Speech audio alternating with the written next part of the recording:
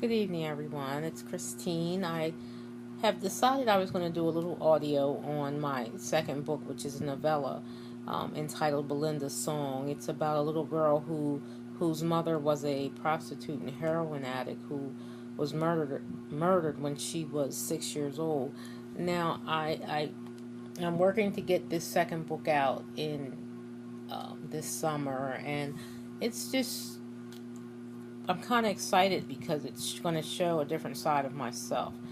I wanted to challenge myself to see if I could write something completely out of the box that's not even quote really my style. But I don't want to be the type of writer that only writes one way. I want to be able to write differently and bring different stories.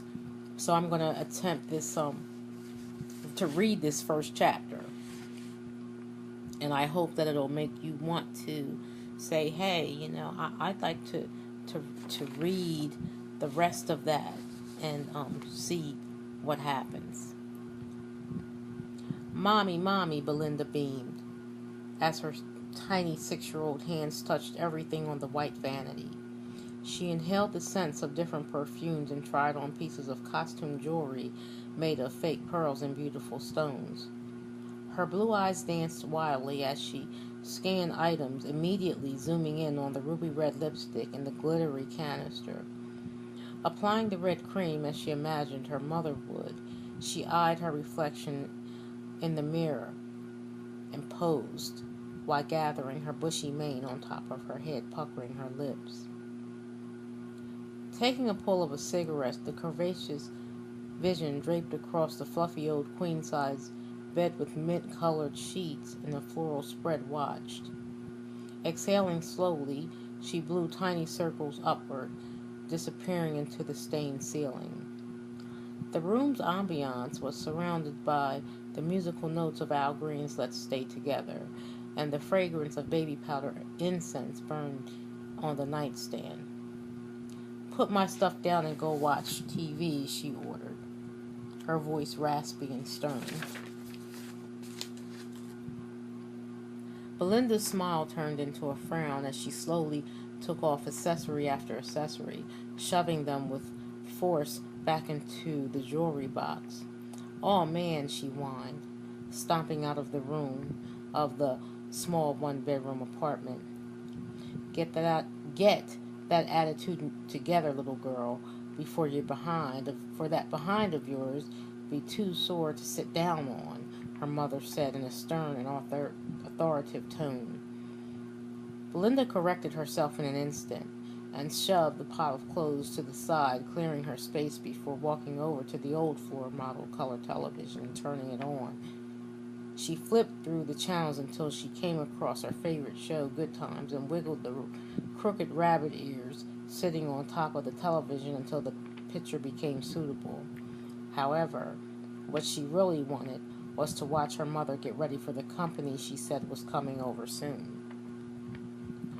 Belinda lay contentedly on the sofa, watching old reruns of Good Times. She loved JJ when he called himself Kid Dynamite, laughing out loud whenever he would say it. Her mother called out to her, "Baby, come help me." She ran to her. Turning around, she instructed, "Zip me up." The small hand struggled to pull up the zipper of the red dress as her mother knelt. The woman silently giggled as she imagined the look on her little girl's face, using all of her strength to succeed. "Can you get it?" her mother asked, trying not to laugh. "I got it, Mommy, don't you worry." Belinda was determined.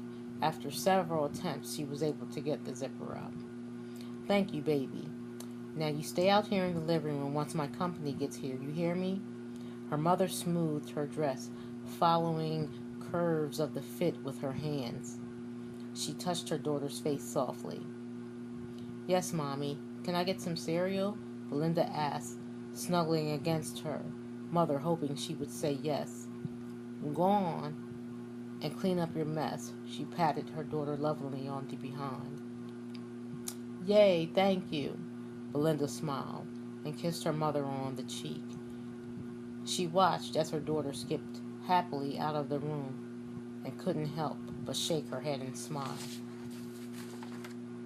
In the kitchen, Belinda took a chair and stood on it to get the box of Fruit Loops from the cabinet.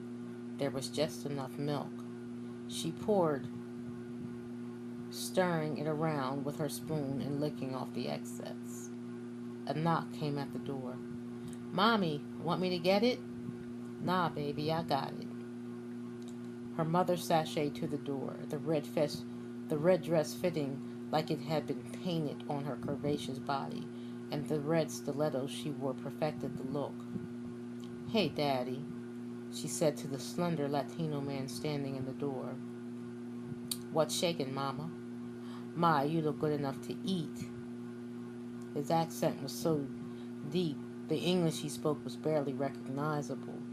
He eyed her body up and down, grabbing her around the waist and pulling her into him. "Why, thank you, Daddy," she giggled. "Come on back. I got just what you need." Licking her lips, she took his hand, leading him back to the bedroom. "Now, Belinda, you stay out here, and don't come back here for nothing until I tell you. Do you hear me?" she yelled to her child before entering the dimly red-lit bedroom. "Okay, Mommy," Belinda answered obediently, while her eyes were glued to the television. Even at the age of 6, she knew the routine. She wanted so bad to sneak a peek, but her mother's eyes were always watching. Belinda yawned, stretching her arms to the sky as she tried to focus on the television and not the sounds coming from the back of the apartment. Soon, sleep took over, sending her off to dreamland.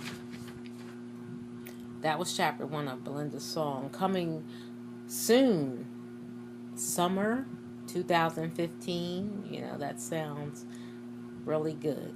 I hope that you will take a chance and give the book a try. Thanks, everybody. Peace.